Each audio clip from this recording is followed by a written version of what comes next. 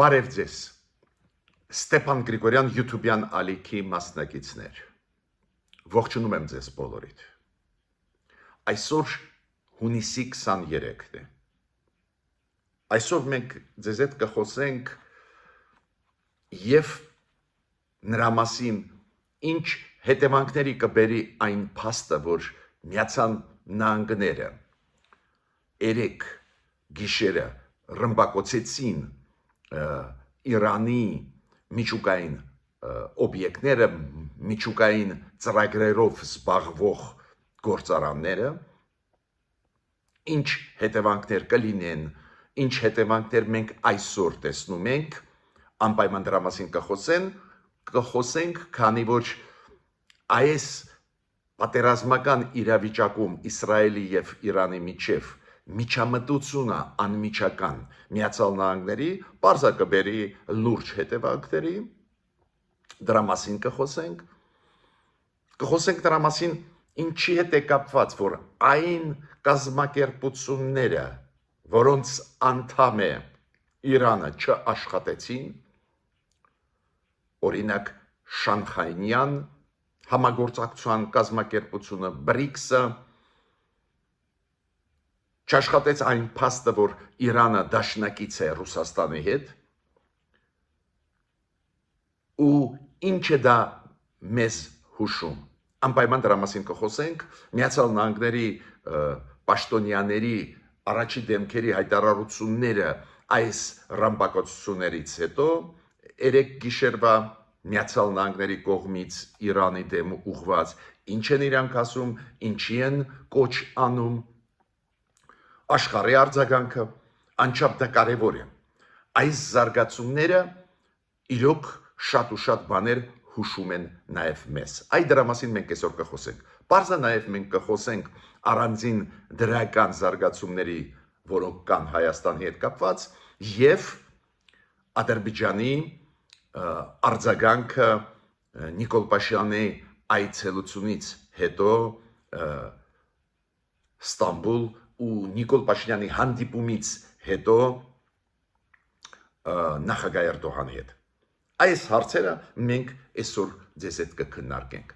ու մենք այսօր կարող ենք բավական հստակ ասել, ինչա պետք անել այս իրավիճակում մեր երկրին,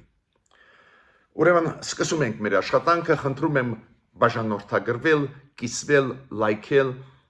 աջակցել մեր YouTube-յան ալիքին, ես իրոք դա ձեզ շատ շնորհակալ եմ, որ ուշադիր եք, նայում եք, այս ինֆորմացիա, որը մենք տալիս ենք բավական էֆեկտիվ տարածվում է, հենց ձեր ջանքերով է դա, շատ շնորհակալ եմ ձեզ բոլորիդ։ Հիմա, ինքը փաստը, որ Միացյալ Նահանգները մոտավորապես 18 ժամ առաջ մինչև ռմբակոծելը Իրանում միջուկային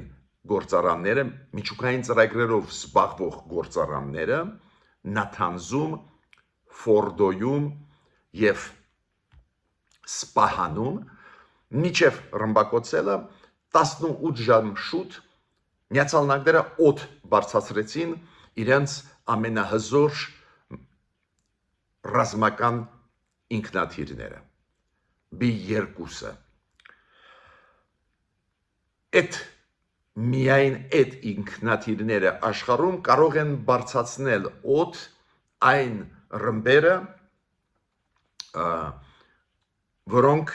կոչվում են բոլոր ռմբերի մայր, այդ ռմբերը Միացյալ Նահանգների ամեն մեկի քաշը մոտավորապես 15 տոն, միայն այս ռմբակոծիչները B-2-ը կարող են օդ բարձրացնել, ու ինքը փաստը, որ օդ բարձրացան այդ ինքնաթիռները ու մոտավորապես 18 ժամ իրենց պետք են հասնելու Իրանի օդային տարածք, ռազմական հայտնի փորձագետները մի քանիսին ես լսեցի, ասեցին, որ կլինի ռմբակոծություն Իրանի տարածքում, Իրանի միջուկային ծրագրերի հետ կապված օբյեկտները կռմբակոծվեն, ավելին, իրանք լիցքավորում էին օդում այդ ռմբակոծիչները, դա նաև նշանակում էր, որ ծանր բեր ունեն այս ինքնաթիռները։ Անհրաժեշտություն կար լցված բակերով չբարձրանալ օդ, որ ավելի հեշտ այդ ռմբակոծիչները օդ բարձրանան։ Լիցքավորվում էին, հետո ավելի ուշ օդում։ Ինչ եմ ուզում ասել։ Դրա մասին, որ ռմբակոծությունները շատ ու շատ հավանական է, որ կլինեն, այս ոչ ուղղակի գործոններով ֆիքսեցին հենց հայտնի ռազմական փորձագետները, էքսպերտները, ում ես լսելով հասկացա, որ այո, շատ ու շատ հավանական է, որ կռմբակոծի Միացյալ Նահանգները։ Ու հիմա պարզ դարձավ հենց ամերիկյան պաշտոնատար անձանց հայտարարություններից հետո պարզ դարձավ, որ հենց այդպես էր։ Խաղաղ օվկիանոսից Միացյալ Նահանգների բազայից բարձրացած օդ B2 այդ ռմբակոծիչները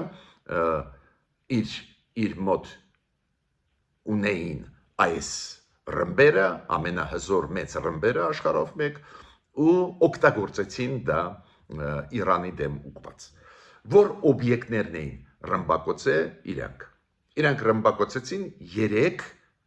օբյեկտներ Իրանի տարածքում։ Դա Ֆորդոյի գործարաններ, որը Ստորգետնյա գործարանն է, Կում քաղաքի մոտ, մոտավորապես 100 մետր խորությամբ գտնվող գործարաններ, դա Նաթանզի գործարանն է և Սպահանի գործարանն է։ Բոլոր 3-ը ռմբակոծվեցին, բայց նաև Միացյալ Նահանգները օգտագործեցին թևավոր հրթիռներ, որոնք արձակեցին իրանց սյուզանավերից։ Նաև այդ ռմբակոծությունների ժամանակ թևավոր հրթիռներ օգտագործեցին ամերիկացիք։ Ամերիկացիք ասեցին, որ հասան իրանց ուզածին, բավական լուրջ վնասներ հասցրեցին, պարզա ժամանակը պետք է անցնի, իրանցիք էլ կասեն, ինչ վնասներ կային, չկային, որ եզրակացությունների մենք վերջնական գայինք, բայց Միացյալ Նահանգները ասեցին, որ արբանյակները ցույց են տալիս, այդ նկարները արբանյակներից ստացած ցույց են տալիս, որ լրջագույն վնասներ հասցվեցին այս 3 գործարաններին Իրանի, որոնք կապված են միջուկային ծրագրերի հետ։ Արձագանքը։ Պարզ է Իրանը քննադատեց դա, Իրանը դա համարեց Միացյալ Նահանգների կողմից ագրեսիվ քայլեր Իրանի դեմ ուղղված, Իրանի նախագահ պարոն Պեզեշկյանը ասեց, որ դա նշանակում է, որ Միացյալ Նահանգները թիկունքում կանգնած էին Իսրայելի, երբ որ Իսրայելը սկսեց պատերազմական գործողություններ Իրանի դեմ ամսի հունիսի 13-ին, Պեզեշկյանը նախագահ Իրանի ասում է, այս ռմբակոծությունները ցույց են տալիս, որ ամերիկացիք կանգնած էին Իսրայելի թիկունքում, հիմա էլ իրենք նաև ռմբակոծում են Իրանը։ Եվ պարզ է, եւ Պեզեշկյանը նախագահ Իրանի եւ արտգործ նախարարը առողջին հայտարարեցին, որ Իրանը ունի իրավունք պատասխանելու այս ռմբակոծություններին Միացյալ Նահանգների։ Ոստեղ ակնարկը ինչի վրա է գնում, Միացյալ Նահանգները Մերձավոր Արևելքում ունեն մի քանի ռազմաբազան, նաև այդ թվում Իրաքում, նաև այդ թվում Սիրիայում ու ավելի մեծ Քաթարում եւ այլ Բահրեյնում ավելի մեծ ռազմաբազաներ այնտեղ ունեն ու պարզ է, որ թիրախ հիմա կարող են դառնալ Իրանի համար այս բազաները, քանի որ Իրանը ասում է Միացյալ Նահանգները առաջինը սկսեցին ռմբակոծել մեզ։ Իրանը նաև սպառնում է փակել Հորմուզի նեղուցը։ Հորմուզի նեղուցը ինչով է կարևոր, որ մոտավորապես 25% նավթի էքսպորտը, որը գնում է արաբական աշխարհից, մոտավորապես 25%-ը, որը օգտագործում է աշխարհը նավթի, գալիս է 25%-ը գալիս է հենց այս արաբական աշխարհից եւ Իրանից։ Իրանի պարլամենտը որոշում ընդունեց, որ Հորմուզի նեղուցը պետք է փակվի, բայց Իրանում դու գիտեք, օրենքի իրենց համաձայն Իրանի անվտանգության խորհուրդն է վերջնական որոշումը ընդունում։ Դա արձագանք է Իրանի։ Ինչ են ասում ամերիկացիք։ Պարոն Վենսը փոխնախագահան Միացյալ Նահանգների ինքը ասում է լուրջ սխալ կլիներ Իրանի համար Հորմուզի նեղուցը փակել, ինքը ասեց դա ինքնասպանության մի բան կլինի, ավելին Պենտագոնը եւ Պաշտպանության նախարարը Հեքսետը Միացյալ Նահանգների ասեց, որ եթե Իրանը փորձի հակարվածներ տալ ամերիկացիների բազայի դեմ ուղված մերձավոր արևելքում, մենք կպաշտպանենք մեզ ու դա թանկ կնստի Իրանի վրա։ Ինչ ասում ՄԱԳԱՏԷ-ն, միջազգային ատոմային էներգետիկայի գործակալությունը աշխարհի ՄԱԿ-ի ինստիտուտը, շատ գիտեք ճանաչված ու շատ կարևոր։ ՄԱԳԱՏԵ-ն ասում է, որ դեր չունեն ինֆորմացիա ռադիացիան արտահոսք եղավ ռադիացիայի ճառագայթման, թե ոչ, քանի որ դեր պարզ չի ինչ վնասներ են հասցվել այս Ամերիկայի հարվածներից հետո այս օբյեկտներին։ Ու Ռաֆայել Գրոսին հայտարարությամբ հանդես եկավ, որ հիմա այս ՄԱԳԱՏԵ-ի խորհուրդը, գլխավոր իրանց մարմինը ղեկավարող պետք է հավաքվի ու որոշումներ ընդունեն ինչ անեն, ոնց ստուգեն, ինչ կատարվեց այդ գործարաններում, կան մեծ արտահոսքեր ռադիացիայի, թե ոչ, եւ այլ եւ այլ։ Հիմա Միացյալ Նահանգները նորից կրկնում եմ, ասում են, որ մենք պատրաստ ենք նորից բանակցել Իրանի հետ, մենք չունենք պլաններ շարունակել ռմբակոծել, դա նաև ասեց պարոն Մարկո Ռուբիոն, պետքարտուղարը, իրանք ասում են մենք առաջարկում ենք Իրանին բավարարվել այս վիճակով ու բանակցություններ վերսկսել։ Պարոն Վենսը նաև ասեց, որ մենք պլաններ չունենք երկարաժամկետ պատերազմ վարել մերձավոր արևելքում։ Կոպիտ ասած, Միացյալ Նահանգները ասում են, այս ռմբային հարվածները Իրանի միջուկային օբյեկտների վրա դա կոնկրետ քայլեր են ոչնչացնել Իրանի միջուկային ծրագրերը, որ ի վերջո մոտ ապագայում, որ Իրանը չստանա միջուկային զենք։ Էս է մեր նպատակը։ Մեր նպատակը չի օրինակ փոխել իշխանությունը Իրանում կամ մեր նպատակը չի շարունակել պատերազմը։ Ես պետք է ասեմ, որ մեսիջները հասկանալի մեսիջներ են, դոս ամերիկացիք ասում են մենք բավարարված չենք բանակցություններով, մենք կիսում ենք վախերը, մտահոգությունները Իսրայելի, որ եթե միջուկային զենք ունենա Իրանը կօգտագործի Իսրայելի դեմ, ու մենք աջակցում ենք մեր դաշնակցին Իսրայելին։ Բայց մենք չենք ուզում շարունակել պատերազմ, ասում ենք Իրանին նստի, արի մեզ հետ սեղանի շուրջ, արի լուծենք հարցերը։ Կոպիտ ասած, ստիպում եմ Իրանին ոչ միայն միջուկային զենք ունենալ չունենալուց հրաժարվել, նաև այս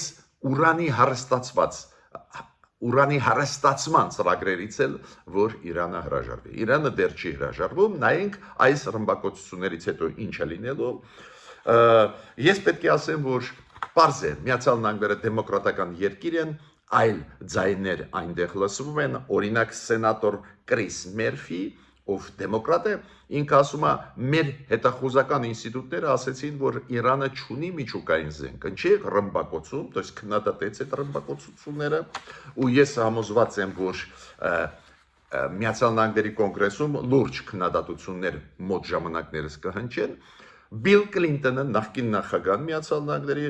շատ խիստ քննադատեց այս ռմբակոծությունները ամերիկացիների կողմից ուղղված Իրանի դեմ, Իրանի միջուկային ծրագրերի դեմ, ինքը ասեց, որ անընդհատ Տրամպը խոսում է խաղաղության մասին Մերձավոր Արևելքում, բայց իրանք Իսրայելի հետ սկսեցին իսկական պատերազմ Մերձավոր Արևելքում։ Դեմոկրատական պետություններում տարբեր կարծիքներ հնչում են։ Բայց նորից ես ուզում եմ հատուկ ձեզ համար ասել Ստեփան Գրիգորյան YouTube-յան ալիքի մասնակիցներին, ուզում եմ ասել, որ իրոք մտավախություն կա աշխարհում, առաջի հերթին Եվրոպայում եւ Միացյալ Նահանգներում եւ պարզ է Իսրայելում, որ ուզում է ստեղծել միջուկային զենք Իրանը։ Իրանի պաշտոնյաները ասում են, չենք ուզում ունենալ միջուկային զենք, ուղղակի ուզում ենք հարստացնել ուրանը, որ մեր ատոմակայանները աշխատացնենք մեր վարելիքով, ատոմային վարելիքով։ Ուստեղ է, որ չհավատալը Իրանին բերեց այդ քայլերի, որ չի հավատում ոչ Եվրոպան, ոչ Միացյալ Նահանգները այս Իրանի հավաստիացնումներին։ Միանշանակ վատ է, որ ուժային քայլերին միացան նաև Միացյալ Նահանգները, դա վատ է, մի կողմից հասկանալի է քայլերը, իրանք ուզում են պոտենցիալ վտանգները ոչնչացնել, բայց լարվածությունը պարզ է տարածաշրջանում կմեծանա։ Օրինակ Իցխակ Գերցողը Իսրայելի նախագահան ասեց, որ իրանց տվյալներով վնասը լրջագույն վնասն է հասցվել Իրանի միջուկային ծրագրերին, բայց չի ոչնչացվել Իրանի միջուկային այդ օբյեկտները ամբողջությամբ չեն ոչնչացվել։ Վնասը շատ լուրջ է, հետ է գցվել Իրանը այս ծրագրերից։ Հիմա շատ կարևոր է ինձ համար օրինակ եվրոպացիք ոնց են արձագանքում։ Եվ Գերմանիան արձագանքեց, եւ Մեծ Բրիտանիան, օրինակ Մեծ Բրիտանիայի արտգործնախարարը հերախոսակապով խոսեց Արախչի հետ, արտգործնախարարի հետ Իրանի, ասեց, որ Մեծ Բրիտանիան այս process-ում ռմբակոծությունների Իրանի դեմ ուղղված չկա, Մեծ Բրիտանիան նույնիսկ իր բազաները չի տվել ոչ Իսրայելին, ոչ Միացյալ Նահանգներին, ու ցավում է, որ այդ ծևի զարգացում, բայց ինքն էլ ասեց, որ Իրանը պետք է ընդունի պահանջները, որոնք դնում են Իսրայելը Ամերիկայի հետ միասին։ Իրանը պետք է հրաժարվի ուրանի հարստացման ծրագրերից։ Նույնը ասեց Ֆրիդրիխ Մերցը, Գերմանիայի կանցլերը, մոտավորապես նույնը ասեց Տիկին Կալասը, Կայա Կալասը արտգործնախարարը Եվրոմիության, իրանք ասեցին այս պայից պետք է Իրանը համաձայնվի, գնա նստի ու ընդհանուրի գա, որ դադարեցվեն այդ process-ները։ Նիդերլանդների արտգործնախարարը մի քիչ ավելի խիստ արտահայտվեց, բայց նույնիսկ եվրոպացիք, ովքեր առանձին քայլերը Իսրայելի դատապարտում են, այնուամենայնիվ իրանք միաբերան իօգուտ Իսրայելի ասում են, Իսրայելը իրավունք ունի պաշտպանվելու։ Ու իրանք ասում են, Իրան, դու պետք է ամեն ինչից հրաժարվես միջուկային ծրագրերի հետ կապված։ Նաև պետք է հրաժարվես հարստացմանը ուրանի այդ ծրագրերից։ Շատ կարևոր փաստ է։ Նույնիսկ Միացյալ Նահանգների ռմբակոծություններից հետո Եվրոմիությունը չլքեց Իսրայելը իր դաշնակցին, Ֆրանսիան, Գերմանիան, Մեծ Բրիտանիան գլխավոր խաղացողները չլքեցին Իսրայելը, այո, իրանք զուգահեռ դիտողություններ Իսրայելի, Ամերիկայի քաղաքականության նկատմամբ անում են Մերձավոր Արևելքում, բայց չլքեցին։ Իսկական դաշնակիցներ են, իրանք Իսրայելի կողքն են կանգնած, իրանք ասում են Իսրայելը իրավունք ունի գոյություն ունենալ։ Ու մասամբ արդարացնում են այս ռմբակոծությունները, քանի որ վտանգ կա իրանք են համարում, որ լուրջ վտանգ կա, որ Իրանը կհասնի միջուկային զենքի ստեղծման։ Ինչ եմ ստեղ ուզում ասել։ Ստեղ կարելի է վիճել, ճիշտ է ճանապարհը ռմբակոծել Իրանը ամերիկացիների կողմից ճիշտ չէր, տեսակ ես ասացի Բլին Կլինտոնը քննադատեց նախկին նախագահ Միացյալ խստագույնս Տրամպին քննադատեց։ Դες նույնիսկ Ամերիկայի ներսում տարբեր կարծիքներ հնչում են, բայց ես հիմա դա չեմ քննարկում։ Ես քննարկում եմ մեզ համար ավելի կարևոր բան, մեզ համար ավելի կարևոր եզրակացություն, որ Եվրոպան եւ Միացյալ Նահանգները վստահելի դաշնակից են։ Իրանք իրենց դաշնակցուն ամենածանր պահերին օգնում են, նույնիսկ երբ որ դաշնակիցը անում է բավական, ասեմ ձեզ, բարդ քայլեր։ Իսրայելի ռմբակոծությունները ուղղված Իրանի դեմ լուրջ մարտահրավեր է նետած խաղաղությանը Մերձավոր Արևելքում։ Լուրջ ապակայունացում կարող են բերել Մերձավոր Արևելքում, բայց այնուամենայնիվ իրանք իրենց դաշնակցին չեն դավաճանում։ Դա է պատճառը, որ ես մեր կառավարության ասում եմ, շատ լավ է, որ ուզում եք լեզու գտնել հարևանների հետ։ Ուղղակի ճիշտ ճանապարհ է դա։ Բայց դու պետք է նաև ունենաս դաշնակիցներ։ Բանակցելով Թուրքիայի հետ, Ադրբեջանի հետ, այլ խաղացողների հետ, փորձելով հաստատել հարաբերությունները, կարգավորել նույն Թուրքիայի հետ, նույն Ադրբեջանի հետ, դու պետք է պատրաստես քո համար ավելի վստահելի պարտներներ, ունենաս ավելի վստահելի ուժեղ դաշնակիցներ։ Այդ դաշնակիցները միայն կարող են լինել Եվրամիությունը եւ Միացյալ Նահանգները։ Ժամանակը ցույց է տալիս։ Այդ ես չեմ ասում։ Ես այդտենց էլ ասում եի եվրոինտեգրացիան ճիշտ է, այդտենց էլ ասում եի ռազմավարական հարաբերությունները Միացյալ Նահանգների հետ ճիշտ են։ Ճիշտ էր ստորագրել Ամերիկայի հետ այս տարվա հունվարին ռազմավարական նշանակություն ունեցող պայմանագիր։ Ճիշտ է պարլամենտով որոշում ընդունել, որ մենք գնում ենք դեպի եվրոինտեգրացիա։ Բայց այս զարգացումները ցույց են տալիս, որ եւ Եվրամիությունը եւ Միացյալ Նահանգները վստահելի դաշնակիցներ են։ Ուրեմն պարտներական հարաբերություններից, գործընկերական հարաբերություններից Եվրամիության հետ եւ Միացյալ Նահանգների հետ պարտավոր ենք ինչքան կարելի է արագ անցնել ռազմավարական պարտներության, դաշնակցային հարաբերությունների։ Ճանապարհը ընտրած է ճիշտ, բայց պետք է ֆիքսես ինչքան կարելի է շուտ։ Քանի որ նորից կրկնում եմ, Եվրամիությունը, Միացյալ Նահանգները ինչ դաս տվեցին մեզ բոլորից, որ չլքեցին Իսրայելը ամենածանր պահերին, ու Իսրայելի քայլերը այդպես տրիվիալ չեն, բարդ քայլեր են, բարդ հետևանքներին բերող։ Հիմա ոնց արձագանքեցին Մերձավոր Արևելքում, Թուրքիան, Պակիստանը, դու գիտեք Թուրքիա ու Պակիստանը խստագույնս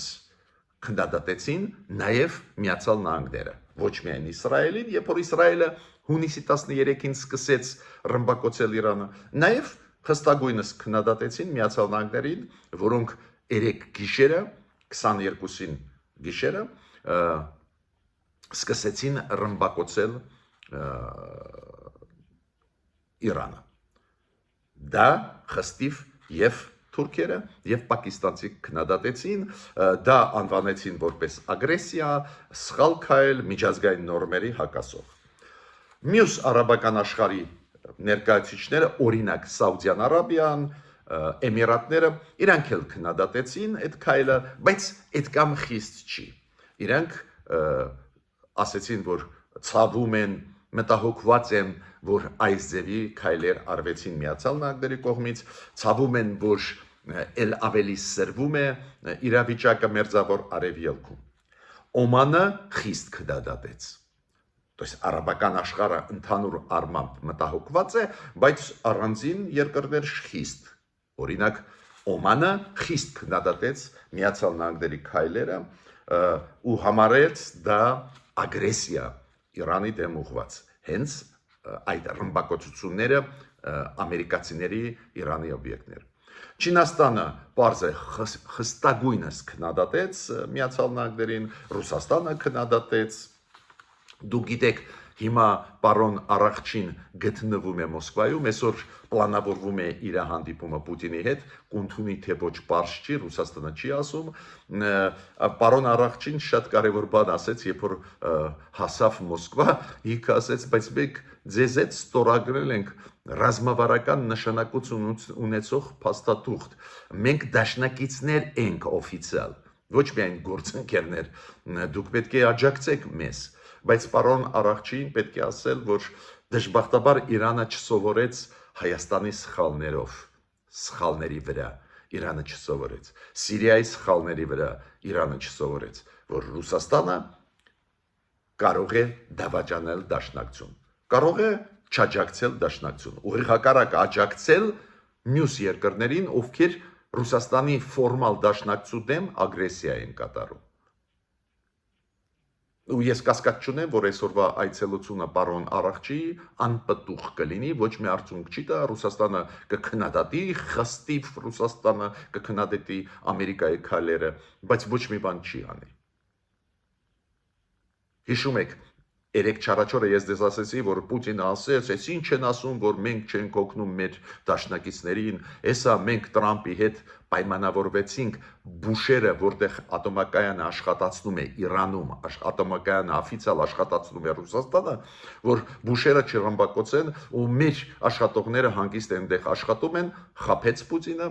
գիտեք, որ այնտեղից դուրս են բերվում աշխատողները Հայաստանի տարածքով, Ադրբեջանի տարածքով դուրս են բերվում Բուշերից ու երեք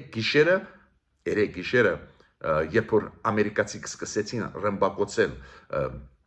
միջուկային ծրագրերի հետ առնչություն ունեցող գործարանները Իրանում, նաև ռմբակոծեցին Բուշերում գտնվող մի քանի օբյեկտներ։ Խաբում են Պուտինը, իր թիմը, գցում են իրենց դաշնակիցներին։ Ու ստեղել մի եզրակացության մասին ուզում եմ ասել։ Այո, Չինաստանը խստիվ քննադատեց, ինչ ճիշտ, զգուշացրեց, որ հետևանքները կլինեն, բայց շատերը չգիտեն, որ Իրանը եւ Շանխայյան համագործակցության կազմակերպության անդամ է, ՇՈՍ կոչվածինը, Շանխայյան համագործակցության կազմակերպություն։ Իրանը անդամ է այդ կազմակերպությանը ու BRICS-ի անդամ։ Հիշում եք, Բրազիլիա, Չինաստան, Ռուսաստան, Հնդկաստան, Հարավային Աֆրիկյան Հանրապետություն, Հարավաֆրիկյան Հանրապետություն դրա անդամ է անցած տարվանից։ Շանխայայի կազմակերպության ավելի շուտ։ То есть Իրանը այդ կազմակերպությունների լիարժեք անդամ է։ Ու ինչ ոչ մի աջակցություն։ Ինչ է դա նշանակում։ Ինչը մենք միջ այդ ասում ենք միշտ։ Հապկը մեզ չի աջակցի։ Հիշում եք, նույնիսկ գտնվում էին փորձագետներ, պարզը ագենտներ ռուսական հատուկ ծառայությունների Հայաստանում պրոռուսական փորձագետներ, ինչ որ ներմուծված իբր Եվրոպայից եկած փորձագետներ, որոնք ասում են, լավ, հապկը չաշխատեց, լավ, հասկացանք, գնանք մտնենք Շանխայյան կազմակերպություն, գնանք BRICS մտնենք եւ այլ, ինչ ցույց տվեց այս իրավիճակը ճգնաժամը մերձավոր արևելքում, որ Իրանը մնաց միայնակ, քանի որ դուք կարող եք ասել, բայց Իրանը որ կազմակերպությունների անդամ է, իրենք պետք է աջակցեն։ Այո, Իրանը ՇՈՍ-ի Շանխայյան կազմակերպության համագործակցության կազմակերպության անդամ է եւ BRICS-ի անդամ է։ Ոչ նա չաջակցեցին։ Հա, ինչ որ հայտարարություններ անում են, բայց չաջակցեցին։ Այս փուլում չաջակցեցին, Ռուսաստանը չի էլ աջակցի, ես ուզում եմ զգուշացնել իրանցիներին, որ իմանան, չի աջակցի, քանի որ Պուտինը պայմանավորվեց Տրամպի հետ, որ կոպիտ ասած Իրանին չի աջակցի, բայց Տրամպից ստացավ իրավունք ռմբակոծել Կիևը, կոպիտ ասած ծախեց, հանձնեց Իրանը։ Ուրեմն երկրորդ եզրակացություն, որը մեր կառավարությունը, մեր հասարակությունը Հայաստանի սփյուռքայությունը պետք է անեն, որ այս ձևի կազմակերպություններ, Շանխայյան համագործակցության, BRICS ոչ մի անվտանգային համակարգ մեզ չեն տա։ Այո, ամեն պետություն իր շահերից ելնելով է շարժվում, ես ոչ ոքի չեմ ուզում քննադատել, այդ իրանց գործն է օգնել Իրանին, չօգնել, ամեն պետություն ինքը սուվերեն իրավունք ունի, բայց այս պատմությունը, երբ որ Իրանը այս երկու կազմակերպությունների անդամ է ու այդ կազմակերպությունները բացի ինչ որ հայտարարություններից ոչ մի բան չեն անում, գոնե հակաօդային համակարգեր ուղարկեն, որ պաշտպանվի ռմբակոծություններից Իրանը, դա նշանակում է, որ իրանք մեզ էլ չեն աջակցի, եթե մենք մտնենք այնտեղ, բայց ցավով պետք է ասեմ, պրոռուսական քաղաքական ուժերի մեջ, պրոռուսական փորձագիտական դաշտի մեջ Հայաստանում կան մարդիկ, ովքեր ասում են, այստեղ լավ կլինի, այ հապկը չաշխատեց, լավ, բայց այստեղ լավ կլինի ու խափում են հայ ժողովուրդը։ Ուրեմն երկրորդ դաս մեզ բոլորիս համար անպայման պետք է գնանք դեպի եվրոինտեգրացիա ու Միացյալ Նահանգներ, ինչքան կարելի է շուտ իրանց հետ դաշնակցային հարաբերություններ հաստատել, ուրիշ տարբերակ չկա։ Այո, ես համաձայն եմ կառավարության հետ Հայաստանի, որ պետք է աշխատենք Թուրքիայի հետ, փորձենք լեզու գտնել, պետք է փորձենք Ադրբեջանին չգիտեմ համոզել, ստիպել, որ ինքը ստորագրի խաղաղության պայմանագիրը, բայց չգիտեմ այդ երկար կտևի թե ոչ, իրենք պատրաստ կլինեն ընդհանրապես ստորագրել մեզ հետ ու հաստատել նորմալ հարաբերություններ, մոտակա ժամանակներս չգիտեմ, բայց որ պետք է դաշնակցային հարաբերություններ հաստատենք Եվրոմիության Միացյալ Նահանգների հետ, հստակ Իրանի պատմությունը ցույց է տալիս։ Մեր դաշնակիցները կարող են լինել միայն Միացյալ Նահանգները եւ Եվրոմիությունը ու պարզա Եվրոմիության առանձին երկրները, օրինակ նույն Ֆրանսիան, Գերմանիան, Հոլանդիան եւ այլ։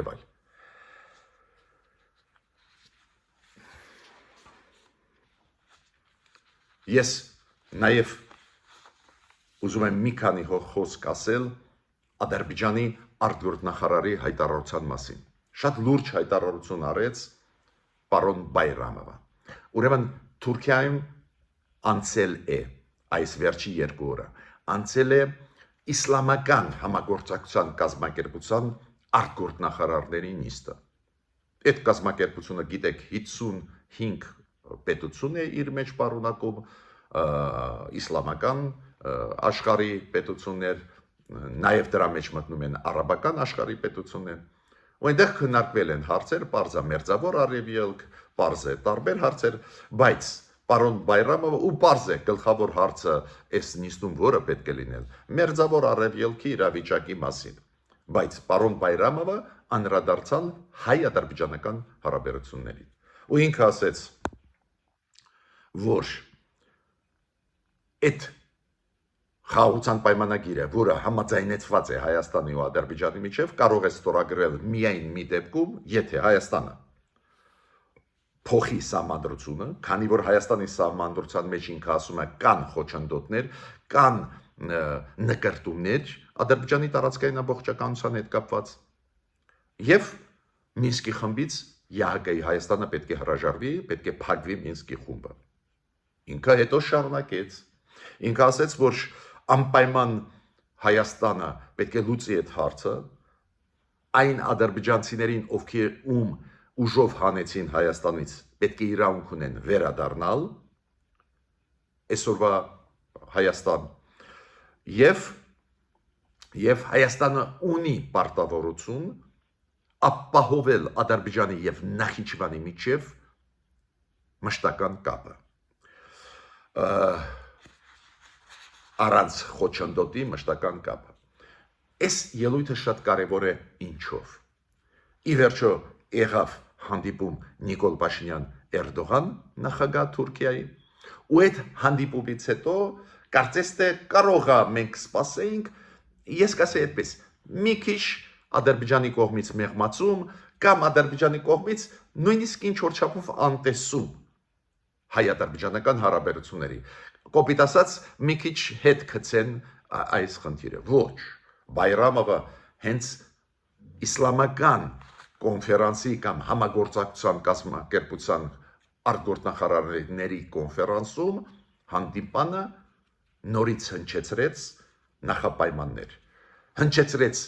2 նախապայման, որի մասին մենք ամեն օր գրեթե լսել ենք Ադրբեջանից, սահմանադրությունը հայեր փոխեք, եւ երկրորդը Մինսկի խմբից ԵԱՀԿ-ի հրաժարվեք, ու գումարեց ի պաշտոնե էլի 2 նախապայման, որոնց մասին մենք լսել ենք, բայց հիմա պաշտոնական ելույթ էր շատ կարևոր միջազգային կառույցում։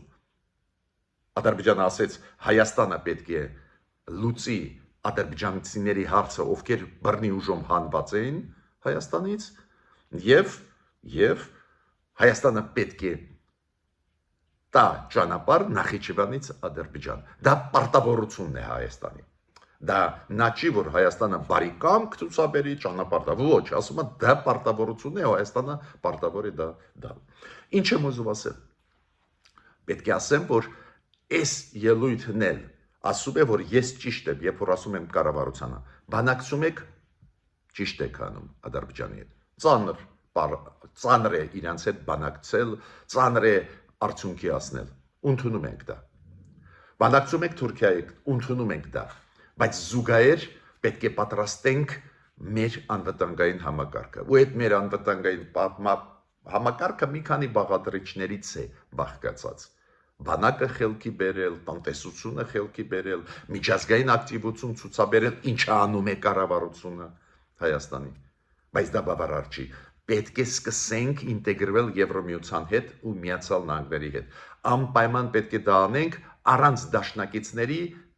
իրոք շատ ծանր կլինի մեզ։ Ես պետք է նաև ասեմ շատ կարևոր process-ի, որի մասին մանրամասն ավելի ուշ կխոսեմ, վաղը կխոսեմ, Ադրբեջանը ուզում է փոխել սահմանադրությունը Նախիջևանի, ուզում է հիշատակումը այդ սահմանադրությունից հանել, հիշատակումը Ղարսի եւ Մոսկվայի պայմանագրերի, հիշում եք 21 թվականների Ղարսի եւ Մոսկվայի պայմանագրերի հիշատակումը հանի։ Դա համընկնում է այն քաղաքականության հետ, որ Ադրբեջանը ամեն ինչ անում է, որ Լեռնային Ղարաբաղի մասին պատմությունը մոռացվի, Նախիջևանի մասին պատմությունը մոռացվի։ Դա լուրջ քաղաքականություն է, որը վարում է Իլհամ Ալիևը։ Պետք է հասկանանք դա ինչ է նշանակում, ինչ հետևանքներ կարող է ունենալ, ու մենք մեր քայլերը պետք է անենք ու առաջ գնանք։ Մինչ նոր հանդիպումներ։